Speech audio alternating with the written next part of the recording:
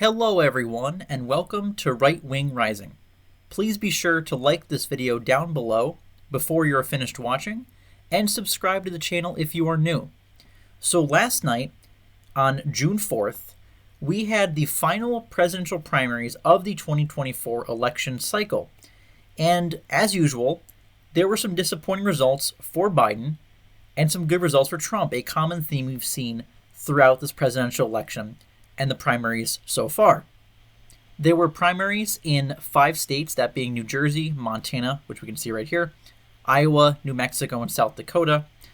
Every single state except for Iowa, of course, had presidential primary races. Starting off with Montana, we can see that Donald Trump got 91% of the vote and a little over 175,000 votes. And Joe Biden only got 0.3 percentage points higher in the Democratic primary as the incumbent. And the Democrats got 75,000 less votes overall compared to the Republicans. As we can see, they barely cleared 100,000. And that's not really good news for them when you consider that there's a competitive Senate race happening there. The incumbent is the Democrat Jon Tester. And we can see that he also barely got over 100,000 votes. Democrats overall got a little over 105,000, as Tester won 97% of the vote in the primary there. But the Republican challenger who got nominated last night to take on Tester, Tim Sheehy, he won over 135,000 votes himself alone, getting 30,000 more votes than the total votes in the Democratic primary as a whole. And all the Republican candidates combined for 185,000 votes, which is 80,000 more votes than the Democrats got in their Senate primary. So that's very good news for Republicans going into November, especially since Sheehy won every single county in the state and got almost 75% of the vote. It means that he has the majority of the Republican voter base there, united behind him, which is good for his chances in the fall. Other statewide races, such as the governorship and the attorney general office, Republican voters renominated the Republican incumbents for those seats by overwhelming margins, as was expected, and the incumbent representative, Republican Ryan Zinke, in Montana's 1st congressional district, easily won renomination as well. But in the 2nd district was the competitive primary to replace Matt Rosendale. And we can see that, unfortunately, Trey Downing is going to be the nominee in that seat and go on to be the next congressman for Montana's 2nd congressional district. And this is disappointing because it's a very Republican seat. Matt Rosendale has one of the most conservative voting records in the country, and he is retiring. So to be replaced by someone like Troy Downing, who is a much more moderate Republican, is really, really unfortunate and really unacceptable. And there's no reason for a moderate Republican in such a Republican seat that voted for Donald Trump by almost 30 points. The two most conservative candidates in the race, Elsie Arnson and Ken Bogner, both got 9% of the vote each. And Elsie Arnson did not win a single county. Bogner did win some counties over here in the southeastern corner. So this was definitely a disappointment. I hope Downing overperforms expectations as a congressman and his voting record's better than expected, but there were definitely better options in this seat that I wish had won. Moving over to the state of New Mexico, Donald Trump got almost 85% of the vote, which was impressive because Joe Biden got 1% less than him in the Democrat primary, and he's the incumbent. And while Donald Trump won every single county in the Republican primary with over 80% of the vote, we can see that Joe Biden had 2 counties where he performed at only 70% in these 2 counties in the southeastern corner of New Mexico. And Republican voters turned out overall in impressive numbers, getting the vote total in the Republican primary to almost 100,000 compared to the Democrats' 130,000, showing that perhaps in some races this fall, New Mexico could actually be somewhat competitive if Republicans get out to vote in the general election. Down ballot races for the U.S. House were pretty much uneventful because, with the exception of the 1st district Republican primary, every single other race was uncontested. There was only one Republican or Democrat candidate running in each primary. So nothing really to talk about there. Same thing for the U.S. Senate. We can scroll down here and see that there's only one Republican candidate running against the Democrat incumbent, Heinrich, who also had no primary challenger against him.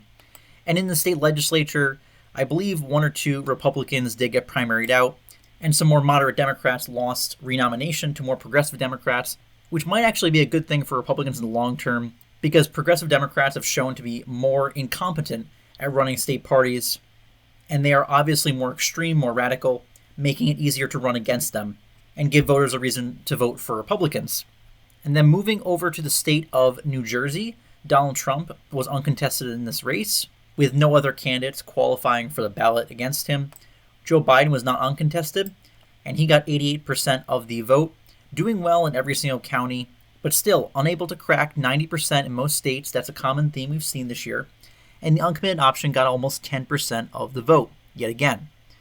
And if we go down to the U.S. Senate, Andy Kim, the current U.S. representative from the 3rd District, I believe, he got nominated, unsurprisingly, for the Democrats pretty overwhelmingly with 75% of the vote. This will definitely be a race of interest since the current incumbent for this U.S. Senate seat is a Democrat that is going to run as an independent, which many of you might have heard about, but something definitely we can talk about more in the future. And for the Republican side, we can see that Curtis Bashaw got nominated with a little over 45% of the vote, winning by about 7 points against the Trump-endorsed Christine Serrano Glasner, which was a bit of an upset, with Glasner winning the northern side of the state and Bashaw winning the southern side of the state, which is not super surprising given that New Jersey primaries are weird. And on the ballot, you can see which candidate has been endorsed by the county party, and the southern counties mostly endorsed Bashaw, giving him the advantage, whereas the northern counties mostly endorsed Glasner. So that explains the stark shift in the state from one side to the other. Bashaw is definitely much more moderate, much less conservative / America First, which is not very surprising since this is New Jersey after all. But he has funded well so far, so this might actually give Republicans a decent chance of being competitive, even if it still is very much a long shot that Republicans flip New Jersey, even with a 3-way race between a Democrat, Republican, and the independent incumbent senator. There were no other competitive down-ballot primaries for Republicans, so we can now move over to the state of South Dakota, where the most positive results came out of last night. Donald Trump was again uncontested in the last presidential primary. Joe Biden got embarrassed, getting under 75% of the vote. And look at all the light purple counties we have in here where he performed pretty poorly. In some of them, getting as low as 46% of the vote, for example, in the really light purple counties. Not a good look. Definitely not boosting signs of confidence in his campaign going into the fall. But the interesting thing was the state legislature saw a conservative wave wipe many RINOs out of both sides of the state legislature in the state Senate and the state House. 4 major RINOs in key positions of leadership lost in the state Senate. 7 conservative candidates won open seats in the state Senate. And in total, about a third of the Republican delegation in the state Senate was replaced with more conservative representation. That's absolutely huge. And some other RINOs in the House also went down. Conservative incumbents all across the chamber won renomination, and roughly 10 more conservatives won in open seats, adding up to about almost 30 new conservatives being added to the state legislature in South Dakota, which is exactly how it should be. South Dakota is one of the most Republican states in the country. There is no reason that the ideological makeup of the state legislature should not reflect that, so that legislation that aligns with the values of conservative voters in South Dakota can be brought forward and passed. And finally, in the state of Iowa, we had 2 surprisingly close primaries against Republican incumbents. In the 1st Congressional District, Marionette Miller Meeks only won by 12 points and a little over 3,000 votes, losing 5 counties to her little-known and little-funded challenger.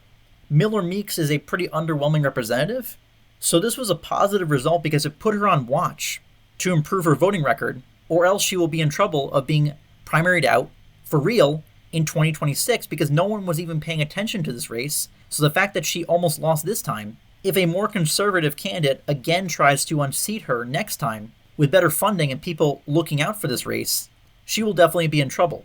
So that was very positive, and the same thing happened in the 4th Congressional District in Iowa, where Randy Feenstra only got 60% of the vote, again losing quite a bit of counties just like Miller Meeks in her district, and only claiming victory by a 60-40 margin, again, against a little-known and poorly funded challenger. Yes, you can only claim a moral victory here, since the incumbent did not actually get primaried out, but it's still positive, because it sends a message from the voters to the incumbent to have a more conservative voting record that better represents their district and their constituents that put them in office in the first place. So while you would have liked these two races to have been surprise upsets, they were still net positives overall. And taking one last look at the state of the presidential race, now that all states have had their presidential primaries, Joe Biden ended up with 13.5 million votes and 87% of the vote in the Democratic primary. In the 2020 Democrat primaries, Joe Biden got 30 points lower than that, 51.7% of the vote, but he did get 19 million votes. So he got more votes last time than he did now as the incumbent, which is a little bit unusual.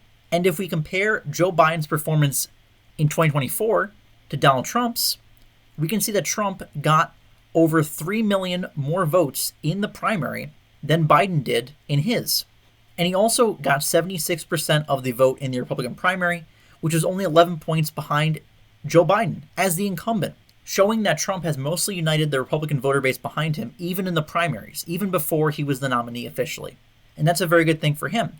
And we can see in 2020 that Donald Trump got over 18 million votes running for renomination as the incumbent, which is 5 million more than Joe Biden got this time. And remember how Joe Biden got 6 million more votes in 2020 than he did this time? Well, Donald Trump got 14 million in 2016. That means he actually got more votes as the incumbent in 2020, going from 14 million to 18 million in 2020. And he also got 94% of the vote in the Republican primaries running for re-election, whereas Joe Biden has only got 87% of the vote. And an uncommitted ballot option, a protest vote against Biden, actually got 4% nationwide. Biden has performed much worse in the Democratic primary, running for re-election, than you normally see incumbents do, and is doing worse than Trump was in his renomination bid in the Republican primaries, and Trump went on to lose re-election. That does not inspire a lot of faith in Joe Biden's re-election bid. There is no energy behind Joe Biden's campaign. Voters in general across the nation are unapproving of the current president and even in most cases apathetic towards him. And now that all of the Democratic primaries have been concluded, we can see that even many Democratic voters feel the exact same way.